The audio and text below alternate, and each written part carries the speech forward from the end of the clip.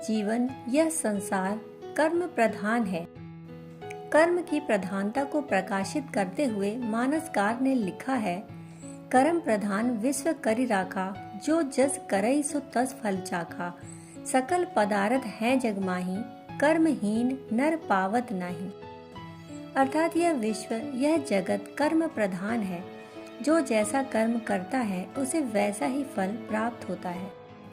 इस संसार में सभी प्रकार के पदार्थ सुलभ हैं। इस संसार में किसी पदार्थ की कोई कमी नहीं है, पर कर्महीन मनुष्य को कुछ भी प्राप्त नहीं होता, क्योंकि इस संसार में कुछ पाने के लिए पहले उद्यम रूपी कर्म करना पड़ता है।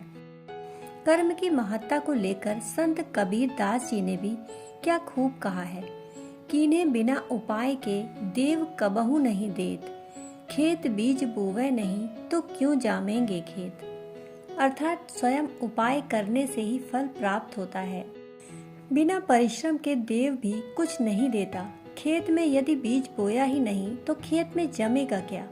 कर्म और भाग्य को स्पष्ट करते हुए स्वामी विवेकानंद ने कहा है कि अपने विचारों पर नियंत्रण रखो, नहीं तो वे तुम्हारा कर्म बन जाएंगे, और अपने कर्मों पर नियंत्रण रखो, नहीं तो वे तुम्हारा भाग्य बन जाएंगे।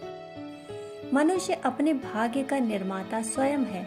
वह अपने कर्मों से ही अच्छे या बुरे भाग्य का निर्माण करता है।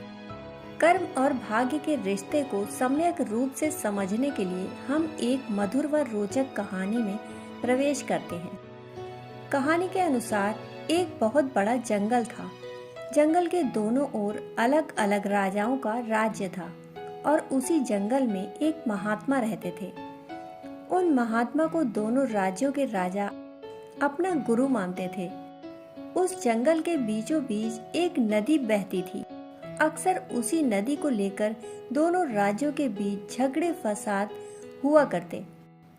एक बार दोनों राज्यों के बीच युद्ध जैसी स्थिति आ पहुंची। दोनों में से कोई भी राजा सुलह को तैयार न था, सो युद्ध तो होना सुनिश्चित था। दोनों राज्यों के राजा युद्ध में विजय प्राप्त करने के लिए महात्मा जी से आशीर्वाद पाने के उद्देश्य से उनकी कुटिया की ओर चल पड़े। पहले एक राज्य के राजा ने महात्मा जी के पास पहुंचकर महात्मा जी से विजय का आशीर्वाद मांगा।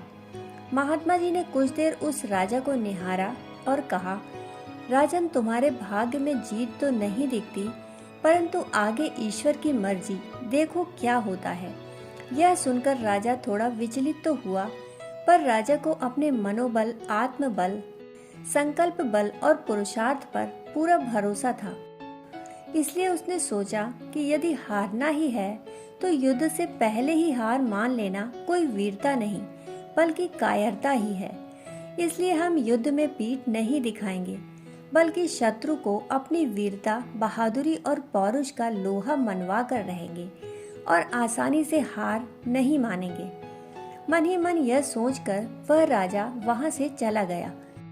तत्पश्चात दूसरे राज्य का राजा भी महात्मा जी के पास जीत का आशीर्वाद लेने पहुंचा। उनके पैर छुए और विजय श्री का आशीर्वाद मांगा।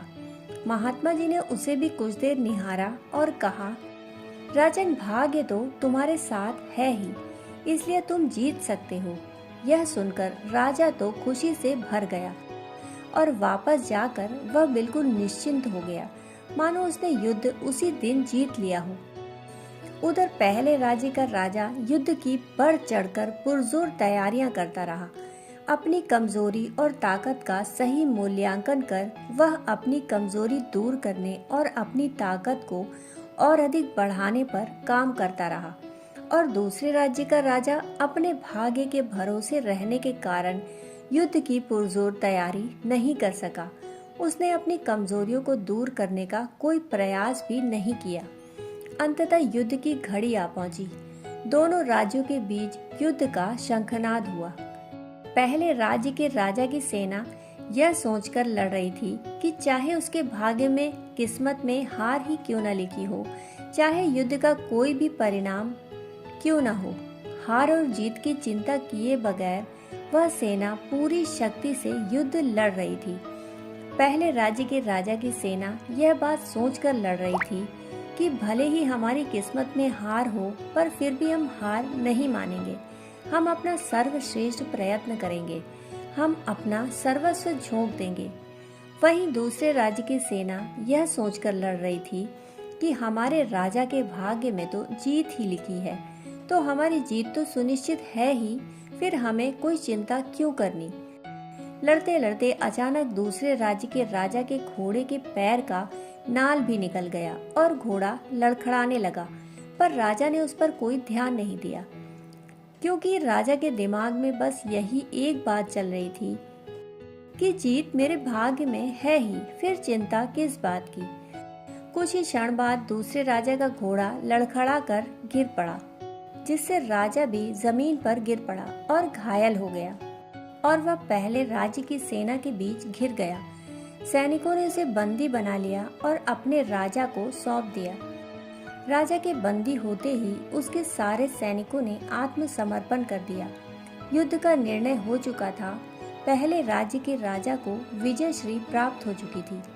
युद्ध का परिणाम महात्मा जी के द्वारा की गई भविष्यवाणी के बिल्कुल विपरीत निकला।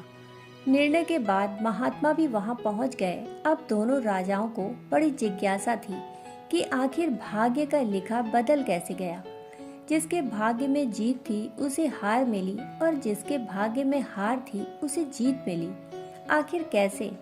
आखिर यह कैसे संभव हुआ? दोनों राजाओं ने यही प्रश्न महात्मा जी से पूछा।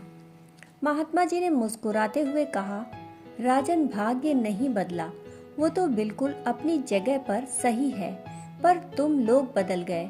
उन्होंने विजेता राजा की ओर इशारा करते हुए कहा, अब आपको ही देखो राजन, आपने संभावित हार के बारे में सुनकर दिन रात एक कर दिया। सब कुछ भूलकर आप जबरदस्त तैयारी में जुट गए, यह सोचकर कि परिणाम चाहे जो भी हो, पर हार नहीं मानूंगा।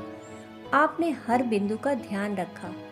महात्मा जी ने आगे कहा, आपने स्वयं ही कुशल रणनीति बनाई, जबकि पहले आपकी योजना सेनापति के भरोसे युद्ध लड़ने की थी। फिर महात्मा जी ने पराजित राजा की ओर इशारा करते हुए कहा, राजन, आपने तो युद्ध से पहले ही जीत का उत्सव मनाना शुरू कर दिया था।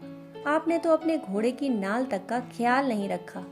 फिर आप इतनी बड़ी सेना को कैसे संभालते और कैसे उसको कुशल नेतृत्व देते? और हुआ वही जो होना लिखा था, जो होना ही चाहिए था।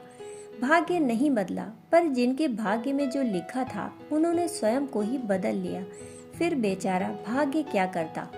दोनों राजाओं को महात्मा जी की बात समझ में आ गई। यह कहानी यह स्पष्ट करती है कि कर्म ही प्रधान है। कर्म अच्छा है तो भाग्य भी अच्छा ही होगा, और कर्म बुरा है तो भाग्य भी बुरा होगा, क्योंकि कर्म ही भाग्य के रूप में परिणत होता है। कर्म ही भाग्य के रूप में अभिव्यक्त होता है। कर्म यदि बीज है तो भाग्य उस बीज से प्रकट हुआ वृक्ष है। यदि बीज बबूल का है तो उस बीज से बबूल का वृक्ष ही प्रकट होगा, और यदि बीज आम का है तो उस बीज से आम का वृक्ष ही प्रकट होगा। उसी प्रकार अच्छे कर्म, पुण्य कर्म, शुभ कर्म ही अच्छे भाग्य के रूप में व्यक्त होते हैं, अभिव्यक्त होते हैं, परिणत होते हैं। भाग्य कुछ और नहीं बल्कि अतीत में या वर्तमान में हमारे द्वारा किए गए कर्मों की ही अभिव्यक्ति है। वही हमारे कर्मों की छाया है। इसीलिए हमारे शास्त्रों में कर्म करने को ही, पुरुषार्थ करने को ही महत्वपूर्ण माना गया है। दोस्तों, कहानी सुनने के लिए आपका बहुत बहुत आभार। फिर मिलते हैं ऐसी ही कहानियों के साथ। तब तक के लिए धन्यवाद।